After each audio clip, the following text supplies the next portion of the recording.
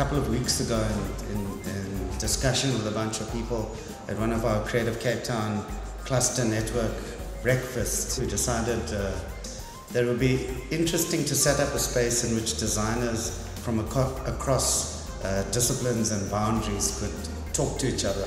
We've got a lot of people working in design and related fields, the ICT, media, telecommunications fields, and that if we as an organization, the Cape Town Partnership with its Creative Cape Town program, wanted to reach and support the creative and knowledge economy, we had to work on design as our cross-cutting feature. So we have two big advocacy projects which we've started working on. One is called the World Design Capital Bid 2014 and a thing called the East City Design Initiative. That's a project to establish this area that you're in now, and particularly the Harrington Street side, as a design precinct. So we decided that as part of our two processes, ECDI and World Design Capital, we'd help designers get together and talk. And we're very grateful today to have probably our top industrial design company in Cape Town to come talk to us and tell us what they do and have a dialogue with you. So I'm very pleased to bring XYZ to the floor. I'm Rolf Mulder. I'm Managing Director of XYZ, or XYZ Design. We're at the City Hall today talking about our company XYZ. Essentially what we do is we design products, but there's a process to it, and but we don't have any particular niche that we design in. I started off about 10 years ago, and when I founded XYZ, and I must say that I couldn't have done this by myself. I've got fantastic partners, Byron Qualley and Richard Perez, who joined about 3 years later after founding the company. We have sort of engineering slant, which means we follow a process, but inside the process is creative.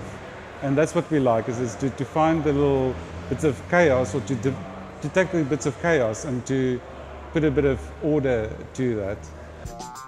Industrial design really is product and experience development. The way we develop products is not just about the artifact itself, it's about the user behind it, the community behind it in many respects, and it's the relationship you have from a virtual experience putting it together right to when it's in the market and until it's actually taken apart. As you have with engineering and architecture, it's a discipline where there's a lot of responsibility you need to take on. You can't develop and then walk away. And we see that happening quite quickly, I think, in Cape Town. I guess my value add to the design industry really is bringing that engineering aspect, but still also understanding the industrial design, or understanding the design discipline and how designers think. Because designers think very different to more divergent thinkers relative to engineers, which are more sort of convergent thinkers. And it was bridging that gap. We work with clients, and that could be somebody off the street with an idea, or corporates. And it's nice to have that balance of the real entrepreneur, the guy that's excited, who's going to be the champion for the product, or the corporate. I'm just going to run through some of the products that we've designed. On the left-hand side top, there's a kiosk.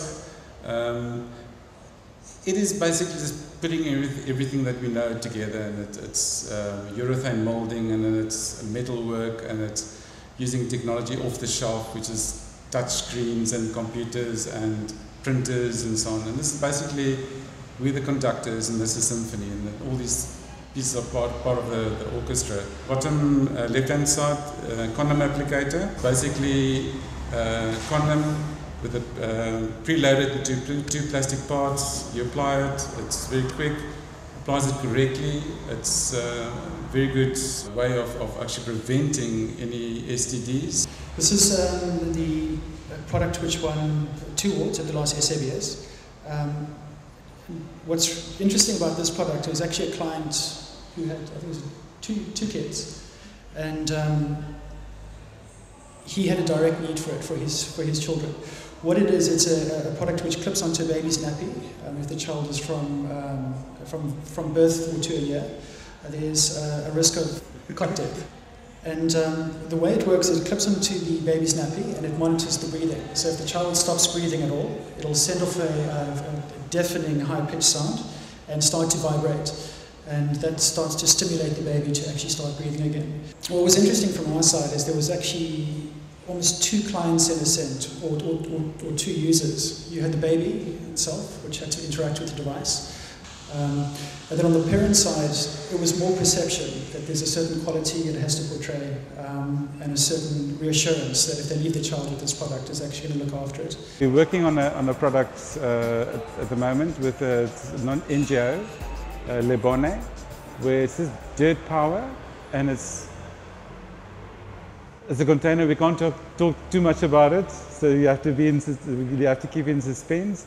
But it's this thing generates power enough to read a book by on a LED. So it's really phenomenal. Just the fact that there's something that you can take a pile of dirt and make electricity out of it. I think what's exciting is it's also one of those products which the technology is very old. It's a century old, dates back to 1910. Yeah. It kind of shows that a lot of the technologies you work with, it isn't static. You can go forwards and backwards in time. It's how you combine different types of technology. And that's what excites us. So we start with the idea. We then go into an area which we call the research center. And the research center is really all about the divergent thinking process. That information essentially then comes back into our studio, and we synthesize it. We look at it, we cut it up, we slice it, we dice it, and we move into what we call the design center side of the process. The design center really is focused on taking that divergent thinking and start to converge onto a solution. The reason for these centers is not for us, but it's for our customer. And it's all about packaging things. And also then when we design, it's to de-risk the whole process. When we speak about the cycles that we go through, it's all just to refine the product so that it actually will stand the test of time, it will stand up there on the shelf, it will make a success, and the client obviously can make money out of it.